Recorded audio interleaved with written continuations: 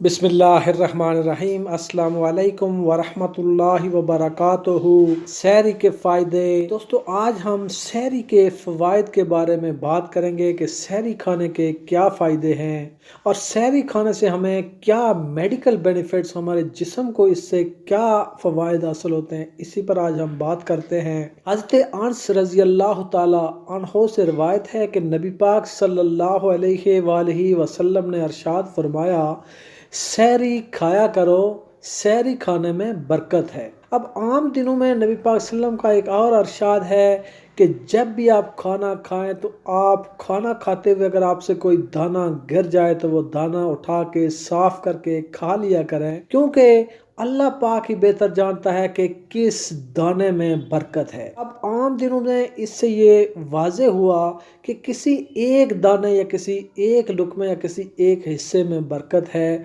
जबकि सहरी के खाने में बरकत ही बरकत है। इसलिए नबी पाक सल्लम ने फरमाया कि अगर आपको सहरी खाने का दिल नहीं करता तो फिर भी आप सहरी खाएं, चाहे एक घूंट पानी पी लें या एक नवाला आप खाने का ले लें, तो आप एक नवाला ही ले लें, क्योंकि सहरी खाने में बरकत है। यही एक नवाला आपके पूरे दिन के लिए काफ़ी होगा। इसके अलावा अल्लाह पाक सहरी खाने वालों पर अपनी रहमतें और बरकतें नाज़िल फरमाता है और रहमत के फरिश्ते सहरी खाने वालों पर दुआए मगफरत करते हैं। नबी पाक सल्लल्लाहु अलैहि वसल्लम ने फरमाया, खाना खाने के बाद अपनी उंगलियों को चाट लिया करो, क्योंकि अगर आप की उंगलियों के साथ मुख्तलिफ किस्म के ज़र्रात खाने के आपकी उंगलियों के साथ लगे होते हैं और न जाने किस खाने में किस दाने में अल्लाह पाक ने बरकत रखी है, जबकि सहरी का एक नवाला भी अगर आप खा लें तो वो बरकत से भरपूर होता है। वो एक नवाला भी आपके दिन के लिए काफ़ी हो जाएगा।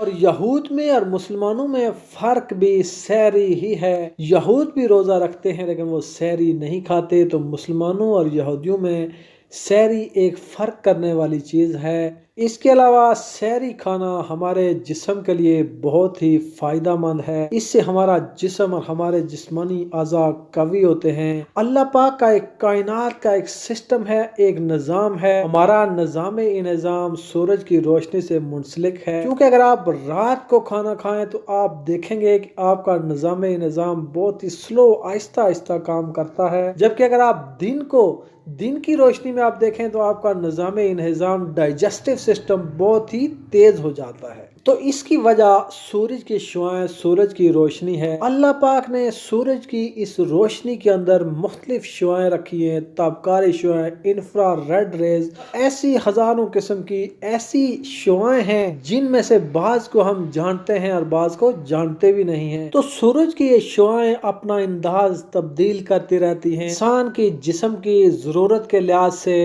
सूरज की रोशनी भी अपना निज़ाम को बेहतर करती है, तब्दील करती है। और अल्लाह पाक का एक सिस्टम है कि अल्लाह पाक को चूँकि अपने बंदे से प्यार है, अपने बंदे से मोहब्बत है, तो अल्लाह पाक चाहते हैं कि मेरे बंदे को कोई नुकसान ना हो। तो अल्लाह पाक ने सूरज की इस रोशनी के अंदर भी एक सिस्टम, एक निज़ाम, एक ताकत रख दिया है। 11 महीने इसकी जो शुआएं होती हैं वो इंसानी अज़ा के लिए बहुत ही फ़ायदेमंद होती है, लेकिन इस एक महीने के अंदर अगर आप दिन को खाना खाएंगे तो वो शुआएं आपके लिए नुकसानदा हो सकती हैं। तो अल्लाह पाक इंसान को नुकसान से बचाना चाहते हैं, बीमारियों से बचाना चाहते हैं, तो इसलिए अल्लाह पाक ने इंसान को दिन की रोशनी में खाने पीने से रोका, ताकि इंसान दिन की रोशनी से पहले यानी सहरी के टाइम पे खा पी ले, और फिर इसी तरह सूरज के गुरूब होने के बाद शाम के वक़्त, रात को यानी मगरिब के बाद वो खाना पीना खाए,